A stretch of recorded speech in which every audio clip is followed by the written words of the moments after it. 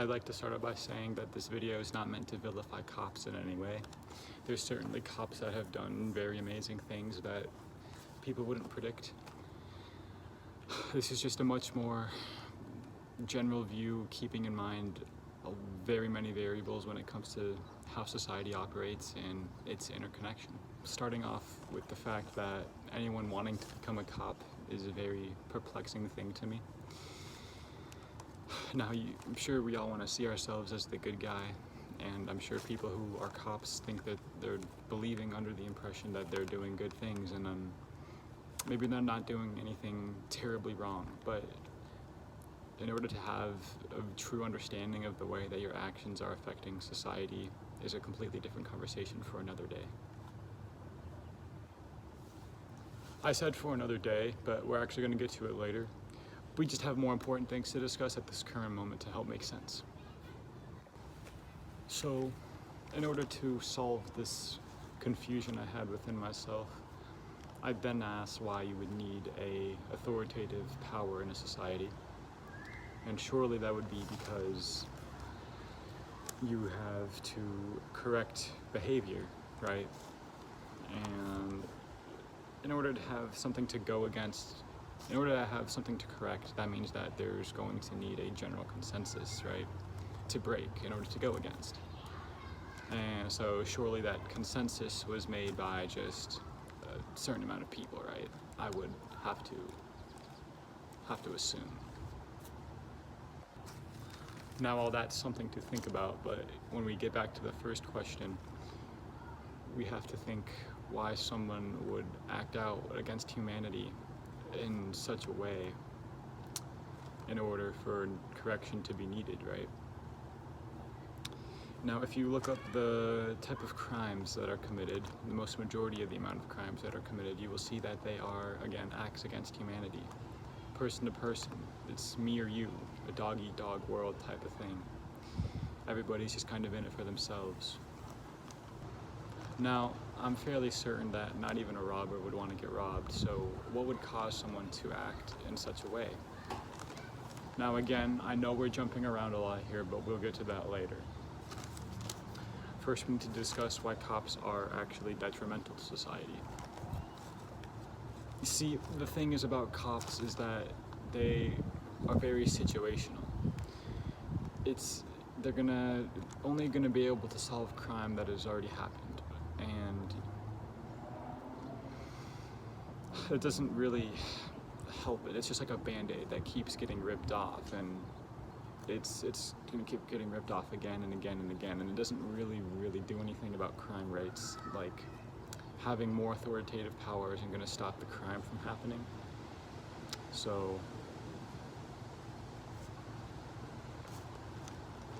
you see, cops only solve the situation if it's a short-term solution, and it's gonna keep happening again and again. So, if cops aren't going to solve crime rates, then what will? Well, you're going to have to identify what the root of the cause is. And I can tell you that those people committing crimes against each other are not coming from a place of positivity. It's most certainly a place of desperation and fear is where the doer of the crimes against one another is coming from. It's like people who are operating at a very animalistic level, and I really hope that people can soon understand that humans are and as well as are meant to be much more than animals. So if crime comes from a state of negativity, then what is causing people to be so negative?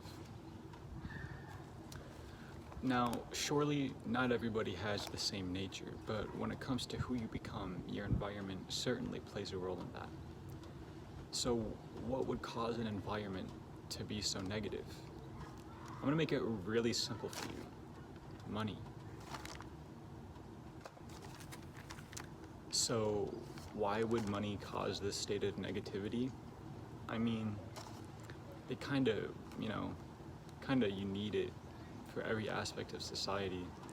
you know, to buy a house, to buy food at this point and all that. So we pretty much need it for actually everything.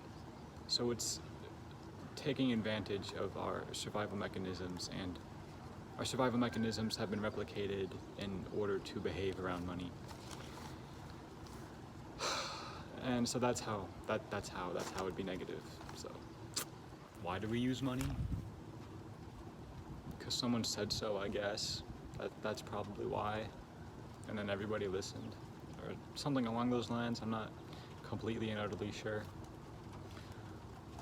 But how would you fix something like this? Well, you see, self-sufficiency. If we all decided to stop going to work and grow our own food, maybe we would understand that we don't really have to go work for money in order to survive. And then money would become rather non-valuable. I don't know if invaluable is the right word, but that's what would happen.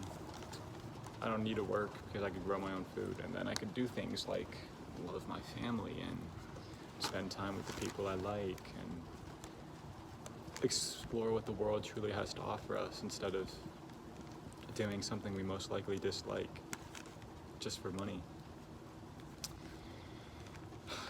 So if we all, you know, within the neighborhood decided to grow all our own vegetables and practice taking care of one another, and hey, do you have some extra squash? Oh, certainly. I would love to help you out and give you a squash. If we practice compassion, that's the solution. Now, why is that the solution? Think about it. That's why.